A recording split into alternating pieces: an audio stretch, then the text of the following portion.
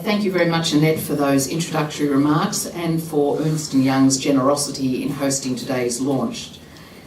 I have some eminences to announce first, to welcome. Of course, the former Premier of Victoria, Geoffrey Gibb Kennett, the Honourable Rod Kemp.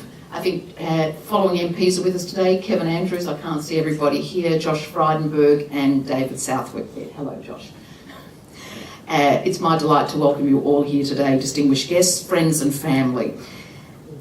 This is, yes, I should admit, only volume 1 of the life and times of the author. I think Andrew Robb's wife is slightly horrified for me to say that in this company, but it is only volume 1 and he has promised another volume.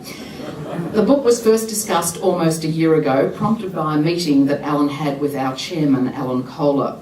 It was Alan who suggested that I should talk with Andrew because he'd found the latter's candour surprising and refreshing. These days, all of us know someone who's struggled with depression, but few have the courage to make that struggle public. But I was personally equally interested in the enormous toll this lifetime struggle might have taken on Andrew Robb's professional life.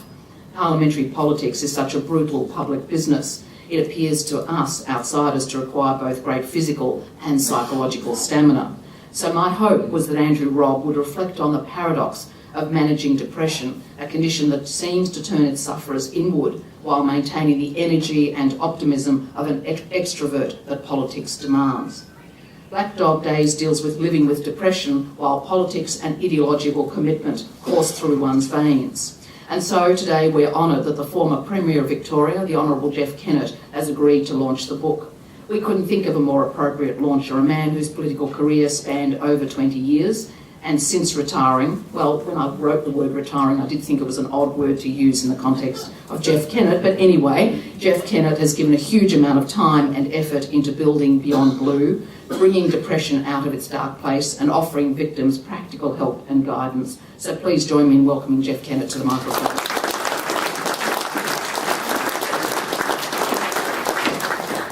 Thank you, Louise, very much indeed. Annette, thank you and your organisation for providing this venue this morning, or now this afternoon, and Andrew Robb for inviting me to launch this tome. I don't get to speak often these days, so we could be here for an hour and a half, because there's a lot of things I wish to refer to in a general sense.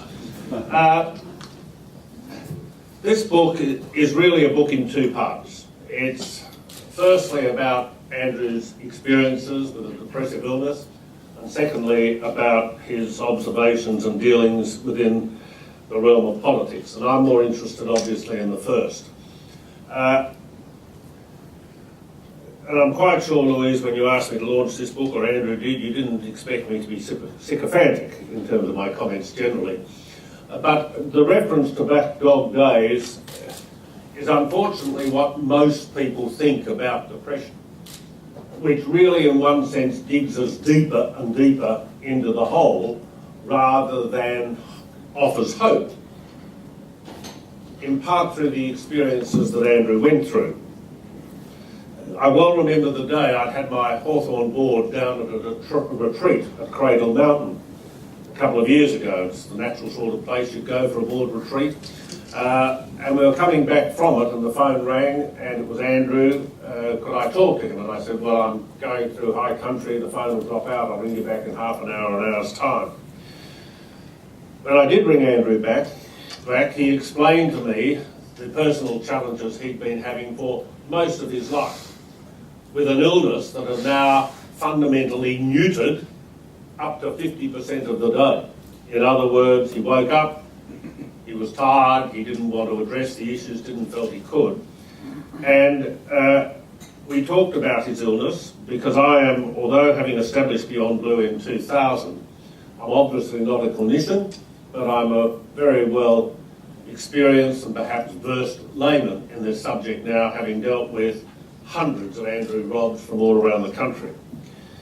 What was fortunate about Andrew's experience was that he was able to explain fairly clearly what it was that was causing this haze, this malaise, that rendered quite considerably his productivity.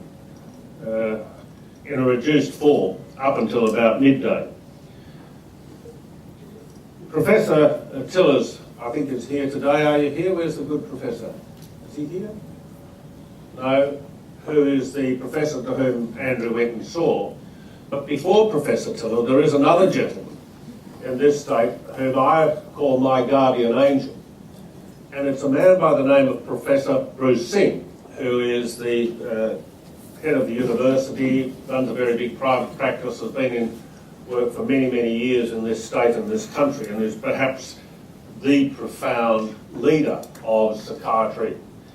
And when someone comes to me, as I say they do, and I had 4 last week from around the country, Andrew Robbs, either them, their son, their husbands, wanting assistance, I try and get from them an understanding of what their illness entails. And then I ring up Bruce Singh and I say, Bruce, Jeffrey again, I've had a guy approach me who's described this sort of illness. Do you know of anyone in psychiatry who actually treats what I think this disorder is? And in Andrew's case, he was able to say Professor Tiller, who works down here in Melbourne, and I was then able to ring up the good professor, introduce myself and say, look, I've got an individual who has approached me. I understand you practice in this area. Would you take on board a patient?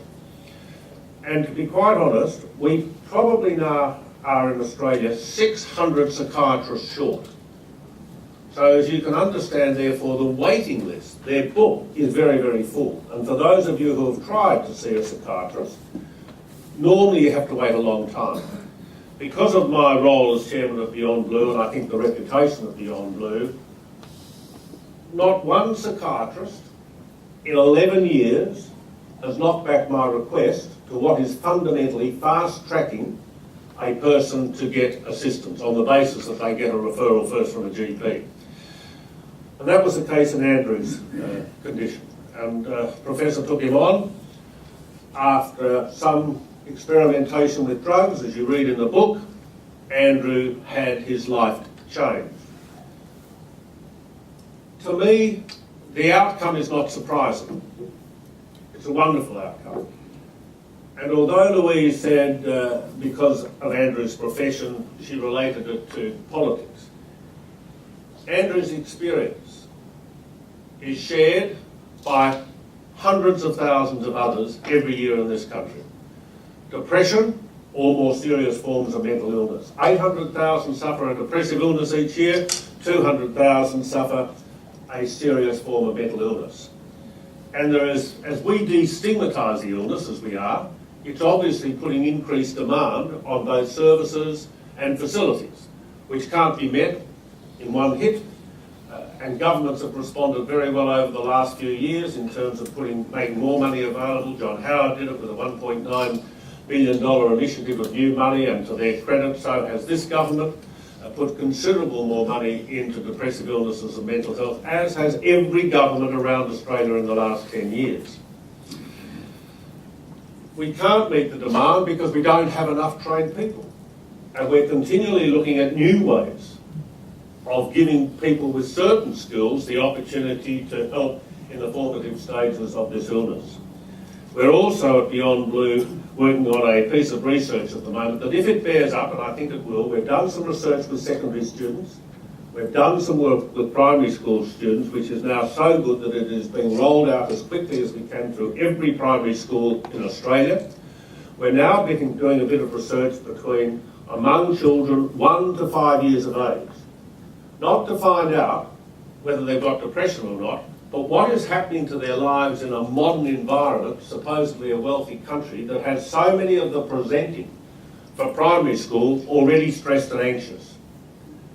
And if we can, through this research, and anecdotally it's looking good, and it's costing us about $8 million, and we're doing it with the psychologists, and we're doing it with school principals, if this work proves up, and we can introduce the learnings from this research to young children and to parents, it will mean that there will hopefully be in the future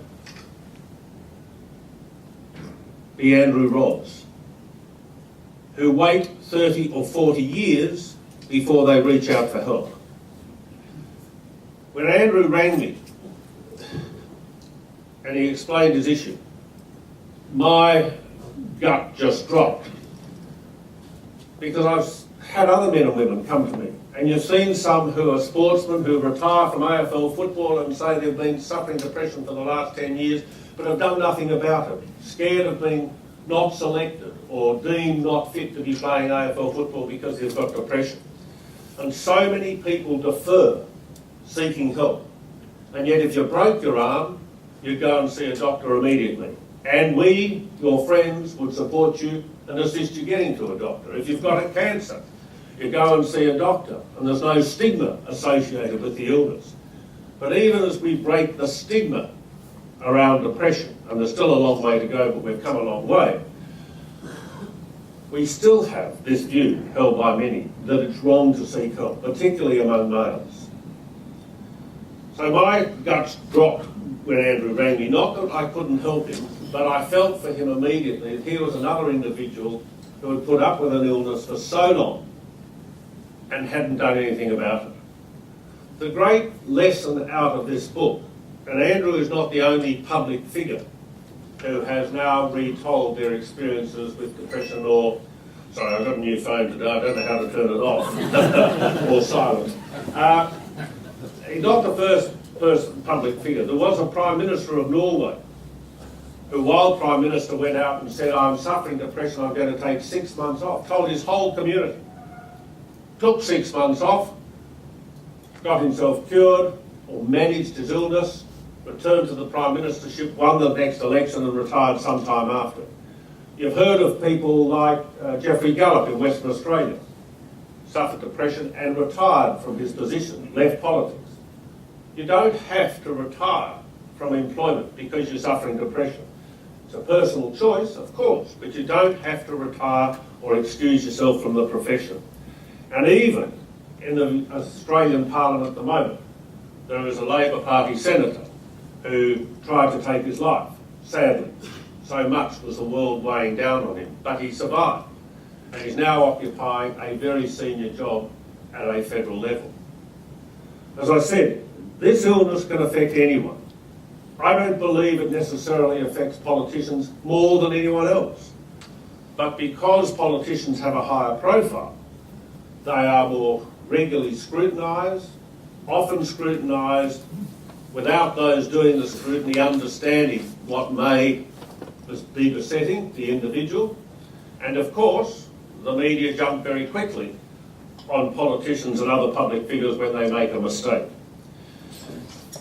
This, therefore, should be a book that gives a lot of people comfort, that they can take away, that they can read it, that they can actually give to a friend or a colleague or a family member who they think might be suffering depression.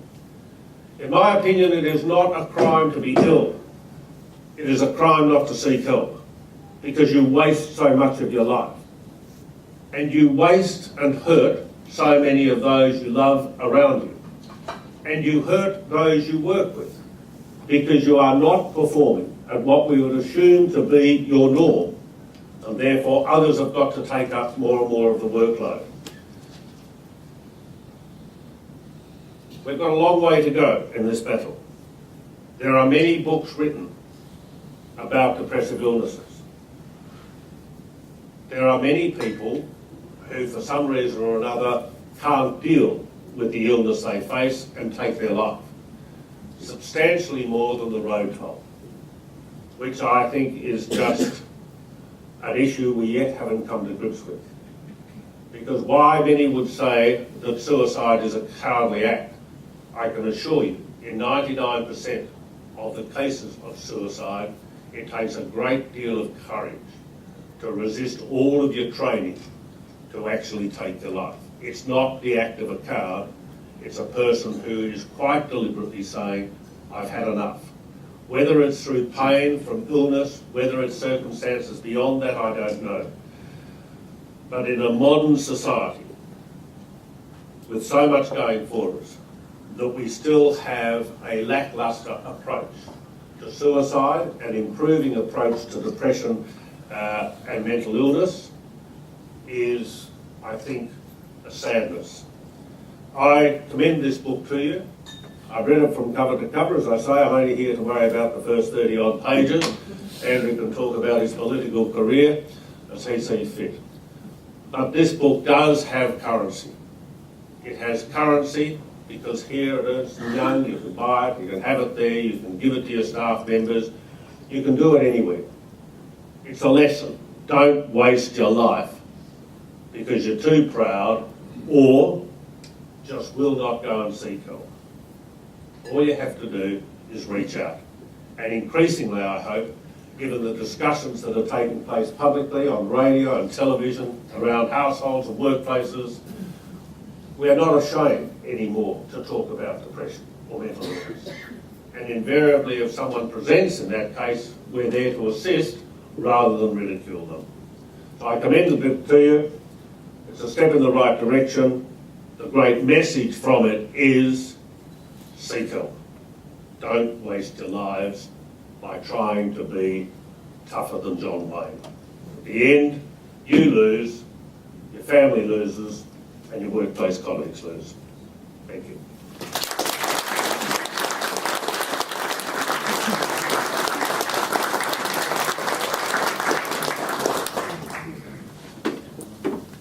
The author's keen to speak, but the author has to wait just a little longer.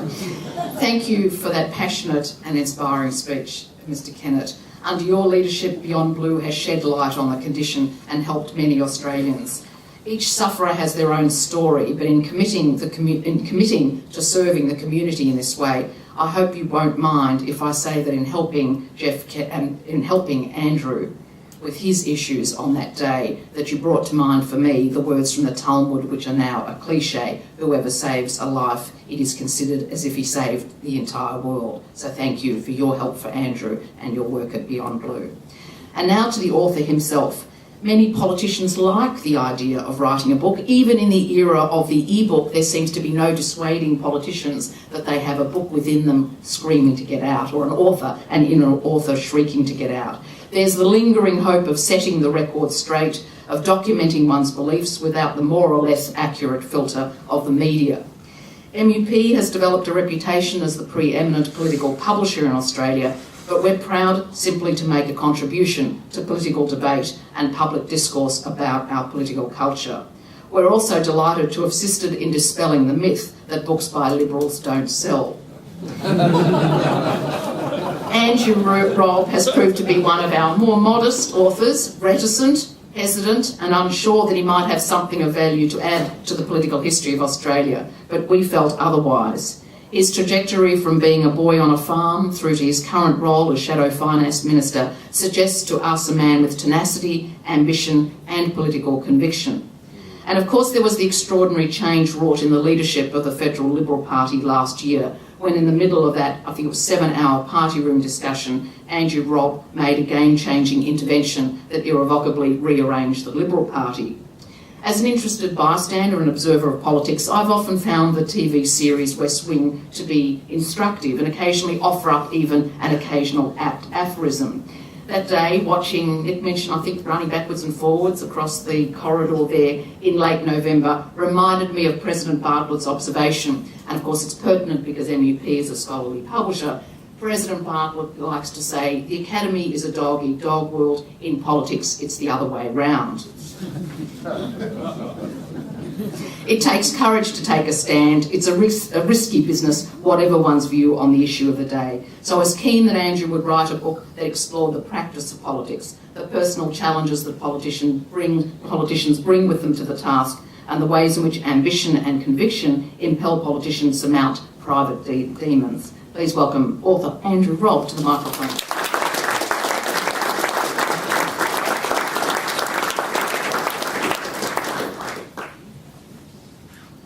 Well, thanks very much, Louise. To Annette and Ernst & Young, I'm really grateful for making all of this available. I worked, before I came back and stood for a seat with Ernst & Young amongst others, and great company, and I think they should also be very proud of the work they've done on mental health.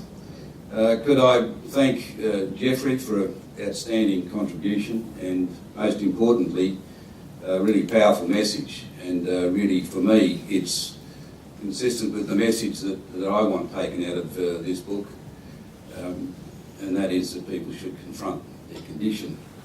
To all of you for coming, my family, my many colleagues from very many different walks of life, even fellows I went to duty college with. I knew that if I sent a note saying there'd be free beer, that I'd get a good while over those lads, so it's great to see them. Great to see them all. Look, to Jeff in particular, I do think that Jeff has done more than perhaps anybody else in a way. I mean, lots of contributors, but I think Jeff, in my view, has done more than anyone else to break that cone of silence that, in many respects, still exists for many around depression and other mental health issues more severe in many cases. And to me, the reason that Jeff has been so successful, I think, is because he is known to be a man of great strength, a decision maker, someone who breaks through issues and gets things done. And for someone with that sort of characteristic, a known characteristic and proven characteristic, I think for him to be taking on this issue, because this issue is one that I think for many people, including myself for so many years, I worried about the perception of character weakness that was associated with depression. That somehow or other you couldn't assume responsibility. You couldn't be ambitious. You couldn't hold down jobs which were complicated and would stretch you. And for me, that was my great fear all along. And I felt that I had those characteristics to do those things, but I thought if I shared any of my demons, and mine were much less than many other people carry around and don't tell anyone about, and I bet there are many people that almost everyone here knows who are walking around with a long-term depressive condition, and you probably know nothing about it. They become very practiced at acting and covering it up. And rather than character weakness, I think it takes a lot of strength of character for people who've got severe conditions to be able to live what is seen to be a normal life and still deal with their condition. But for Jeff to take this on, given the perception of Jeff and the reality of Jeff, I think has been of untold benefit to so many people, and now I count myself amongst those so many. So Jeff, it's a privilege to have you here today, and I do thank you most sincerely for launching this book. About 21 months ago, I was 3 months into the experimentation with medication for my treatment. So I'd seen Professor Tiller, I'd talked to Jeff, I'd seen Professor Tiller, and I thought, he said it's fixable. And he said, oh, by the way, this can take some time, you need patience. And he said, there could be some side effects. Well, of course, all I heard was it's fixable. And I'm bouncing off the ceiling by this stage, and not taking into account the qualifications. So I thought I could go off and go under the radar, take a pill for 4 or 5 weeks, see if it works, and then get on with my life. And some of the other things that I talk about in the book that I was seeking to confront at that time. And so I started this treatment, and I looked at the possible side effects, and there were 24. I think they're called, it's called covering your ass, I think, is the language. But in the middle was number 13, which said severe depression. And I thought, no chance of that. Anyway, 4 days later, as I sat there in my office looking at the wall for hours on end, I was introduced to a severe side effect of the pill. I went for 4 weeks, first 4 weeks of my life. I've documented it, and Maureen made some reflection on it in the book, which the Australian kindly ran an excerpt of on Saturday and yesterday.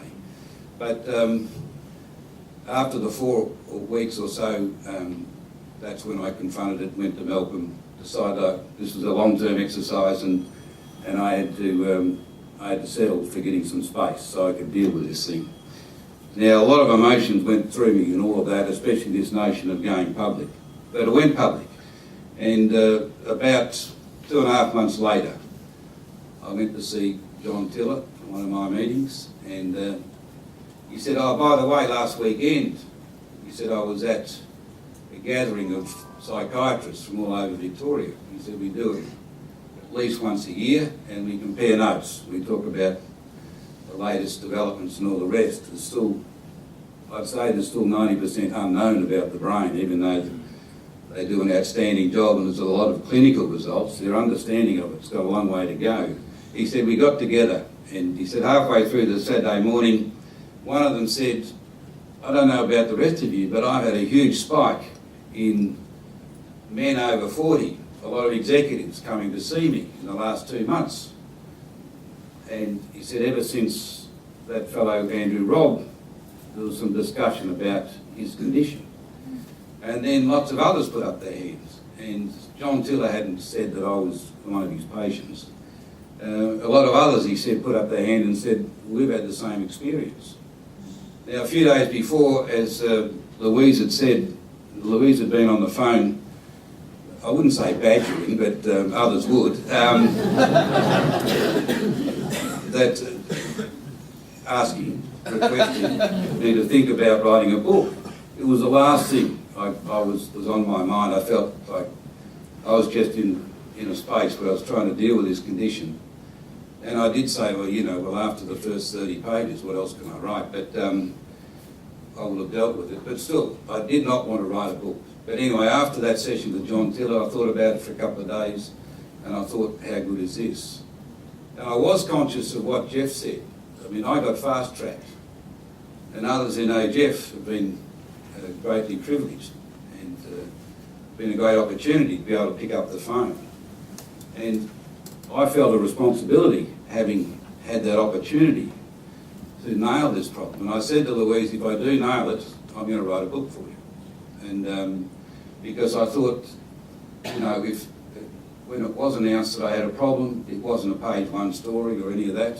It got some circulation, but I thought if just that little bit of exposure can have a significant impact on a lot of others, especially in my local Melbourne community, how good's that? So I thought if I nail this, not much of a story if I hadn't, but if I nail this, I would do the book. I was also conscious of the fact that about 5 months before I rang Jeff, I had got to a point where I thought, I never admitted to myself all my life I got depression. I'd be often buying books about positive thinking since my early 30s. And I'd never look at the books next to them on depression because, of course, I didn't have that. It was tantamount to acknowledging I had depression. But anyway, despite all the positive thinking books, I finally accepted the fact that being in a funk until midday was not normal. And I went to see my local doctor, and I told him a bit about it, and I said, "You haven't got a pill that might pick me up a bit, have you?" And he said, "Oh, Andrew," he said, "all that medication stuff, it's all nonsense." He said, "It's all up here."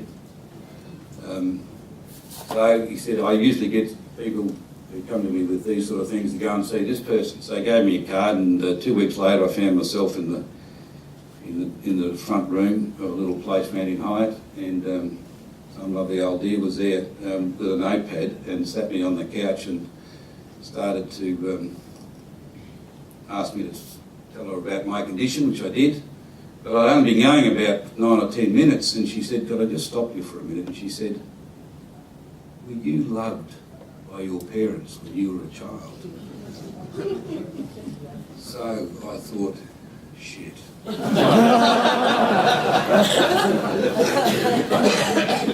out of here. I do not need this. So I gave her a cheque and said, "It's been lovely to meet you," and went home and started to, slap myself and say, "Do what you've been doing for 30 years or more." wake up yourself. You know, this is weakness. Get on top of it, attack it. So I really spent 5 months desperately trying to wake up to myself again, as I had done many times. But and finally, too many things were coming at me, and I had to deal with it. Look, on the basis of that, I did then engage with the Melbourne University Press, who've been magnificent through all of this. Great support. Louise is, you just got to be careful of the long lunches. Louise is a teetotaler, but that doesn't mean she doesn't prime guests. But I think it's part of the technique to get you to commit, or at least to tell stories that you mightn't otherwise tell. But anyway, one way or another, I got into it and really enjoyed it. And I got, even if it was between 11 o'clock and 4 in the morning most times that I was writing it, but I really did enjoy putting it down. And Sally Heath, who's here in the front row, was particularly assisted me through this process. And Sally, as it got to the last few weeks, you know, it took all my control to be civil, really, at times. But I was like, when you got a day job and a half a night job, and this bloody text message keeps coming on, you know, will you have chapter 14 ready? And I'm still labouring on chapter 11, sort of hinting that I'm sort of making further progress. And anyway, this went on, but it was, you know, she got such a sweet smile, really, and butter wouldn't melt in the mouth, but she's as hard as nails. So if anyone needs someone who looks sweet, but do the hard work for you, Sally's the person. But anyway, it was really important, and any aspiring author, just be ready for the hounding you get. But it was essential, and also it wasn't just that; it was the advice, and the comments, and the suggestions, and the editing, and the rest of the team who did the editing. It was an eye-opener for me just to see the professionalism and process.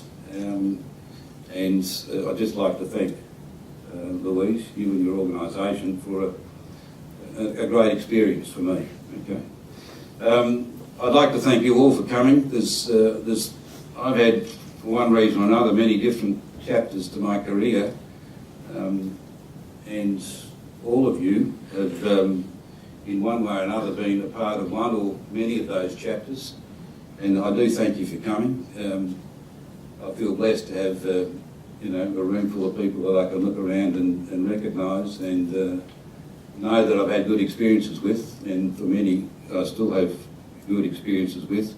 But of course there's a couple of two people who have been part of every chapter, including some early ones that I can't remember much about. But my parents, fortunately, in their 80s, are still here, and all their faculties, and Frank and Mary Robb, Mum and Dad, they're been a great support.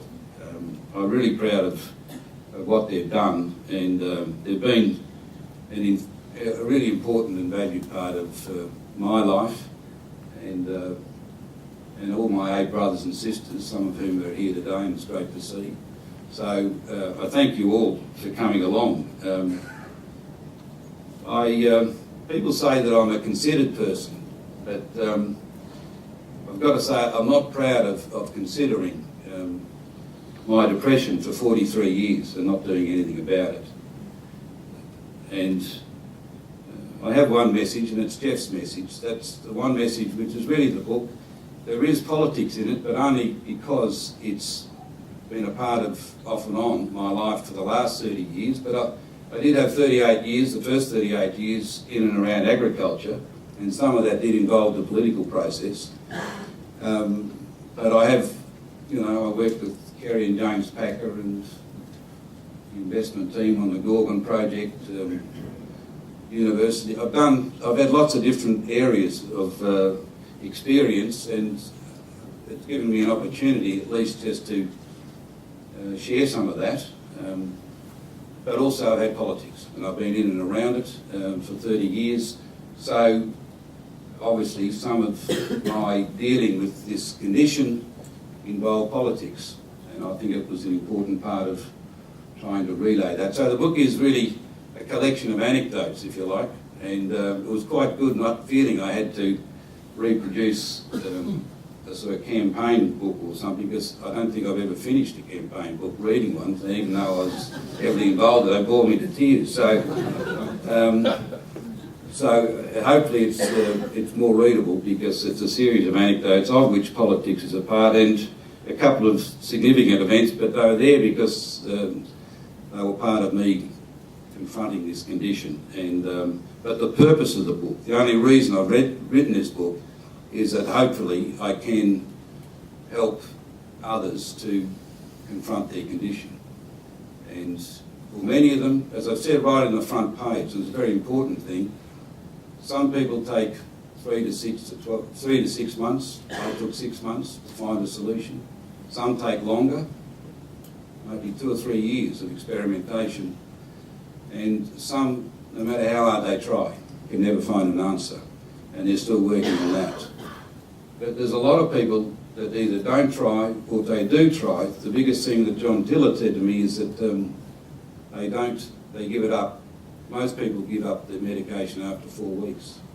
And it took me 6 months to find the right one, and lots of bad side effects and things, but it works. And I've now had 18 months with mornings I've never had in my life.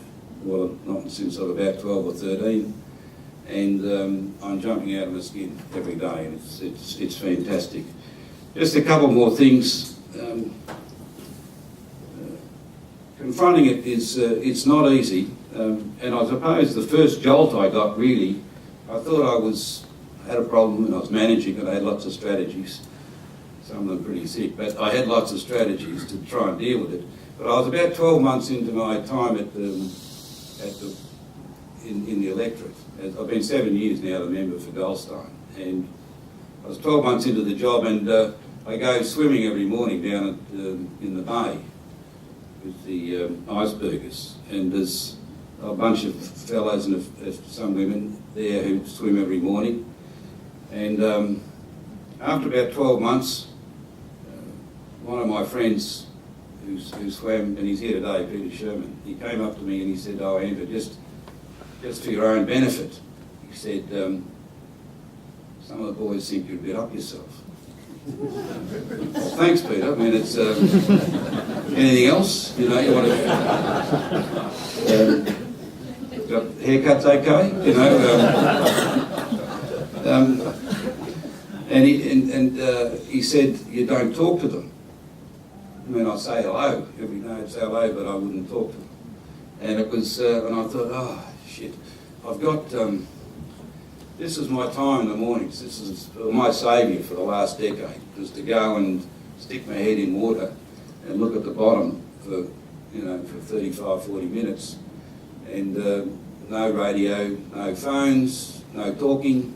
And I could just, it was my relaxation and my way of getting fit but not having to engage. And then all of a sudden I've got to make conversation to a whole lot of semi-naked men running around in their 70s and 60s and 50s, and anyway.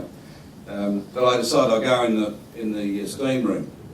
I never really liked the steam room, but I thought if I go in there I can just drop in a piece into the conversation. Well, anyway, that sort of half worked for me for the last few years. And also I found that I got a lot of wisdom in the steam room too. It's amazing how they've got all the answers, and they share it with you. So a very generous bunch, you know. And so anyway, the last 18 months, the only problem is now that instead of allowing an hour to go swimming, I've got to allow an hour and a half, because I'm engaging all of them in conversation. Before I get in, when I get out, in the steam room. I was even standing naked next to a naked Buddy Franklin last Sunday morning when the Hawthorn boys were there to get the soreness out. But it's that sort of place. We're very close.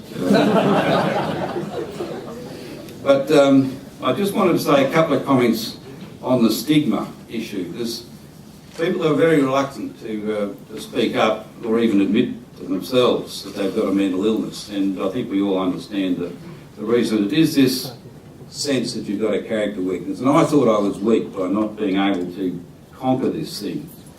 And And I've sort of mentioned why I've gone through that. I just wanted to say, despite the efforts of Jeff and others, and I think it's improved enormously, but despite the efforts, it's still there, and we still need to talk about it and confront it, and not put up with it in a way, because it's doing still so much damage. There are still hundreds of thousands who do not confront it, who are fearful, who do feel that if I told the boss, or if the boss knew, you know, forget about promotions for me, I'm stuck here at this level, and I could do much more.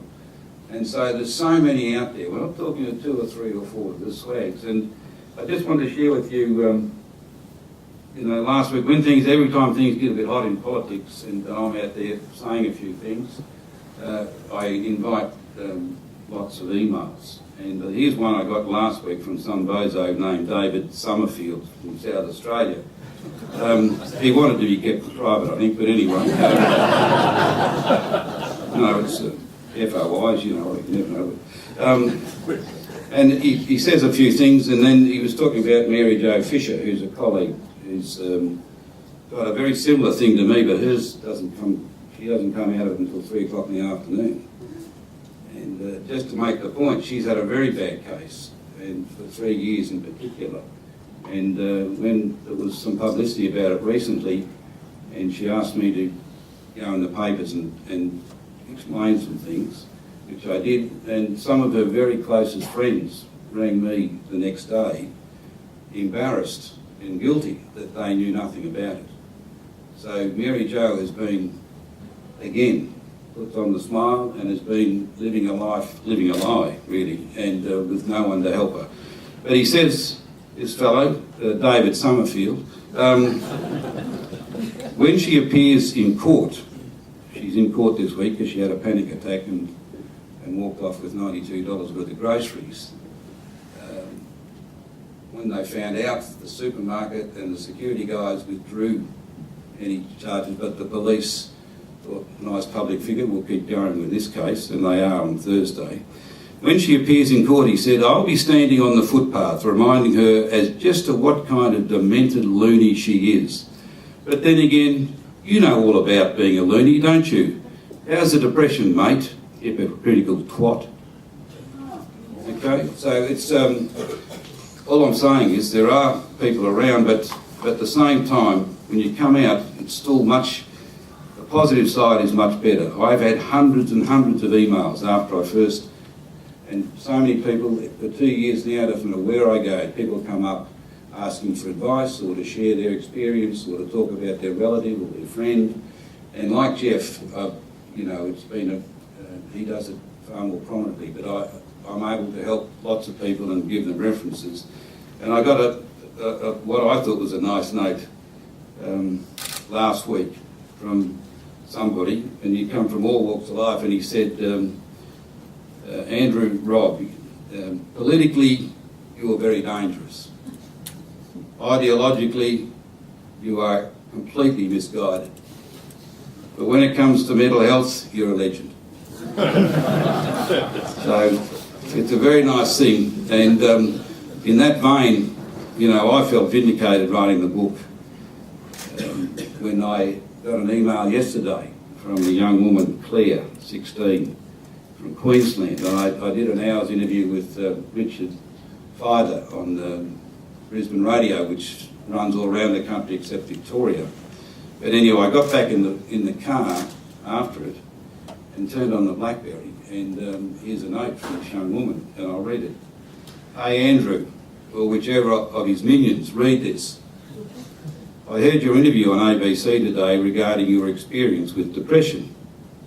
I've had depression for years, and when I heard you speak this morning, it really made me realise yet again that depression is not a weakness, but a legitimate issue.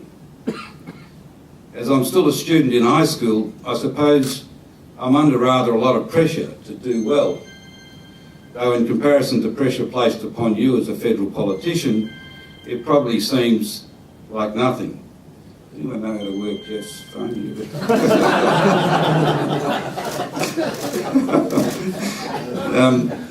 She goes on, lately I've been feeling that I'm not going to do anything in life because I tend to have weeks or months in which I feel, rather like you described in the interview, staring at the wall for 2 hours, rather than answering calls and emails.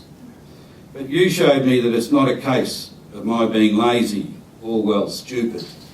If successful men such as yourself have felt this way, then maybe there's hope for a 16-year-old schoolgirl. I do feel like rather an idiot for saying all of this, but you have actually made me feel like pursuing my goal of studying law for the first time in months. Thank you, Claire. So, if no one else reads the book or hears about it, you know, it's been a great opportunity and been very worthwhile. Thank you for coming again today. I'm going to especially spend what time I've got in this area in the years ahead, helping as best I can more rural Australia. So I've had a lot of my life in that area. I have an understanding of the bush and the city. You hear a lot about the unusual occurrence that so many single car accidents in the trees and things in the bush, and it's not a coincidence.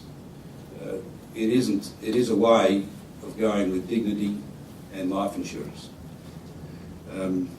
And we need more and more we need them, as Jeff said, in the cities, but we need them desperately across rural Australia. And with some of the sorts of ups and downs that they confront, it is a great cauldron for depression. Finally, could I just thank in particular my own immediate family, my wife and kids. They've given great meaning to my life. My wife is Maureen, a person of great substance. She's been a great partner and someone I've loved very much for a lot of years now, and it's been a very important part of dealing with this. And even though I never mention it directly to her for so long, but the last 15 or 20 years, again, it's been that mourning problem. And as Maureen says in the book, we used to have a saying in our family that Maureen didn't discuss the state of our marriage before 8:30 and the kids didn't ask for money. So, but it's been very important for me in dealing with life and dealing with this issue and many other things, and our kids have been a very big part. I'm very proud of them too. They're in Sydney, so tomorrow night's launch in Sydney we might catch up. But thank you again. There's still free beer, guys. And there's some books here if you'd like to buy one, please. Thank you.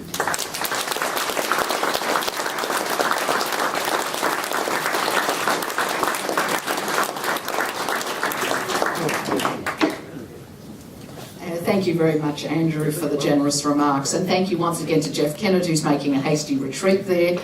We had a bet, Jeff, about how many times you'd mentioned Hawthorn, and he only mentioned it once, but for the Carlton supporters we got another mention from Andrew Robb. Anyway, you can't win everything. As Andrew said, the book is on sale. It is a book you'll want to buy for your friends, your colleagues and your family. Please buy copies, and our author is happy to sign copies of the book. Thank you so much for joining us today. Thank you.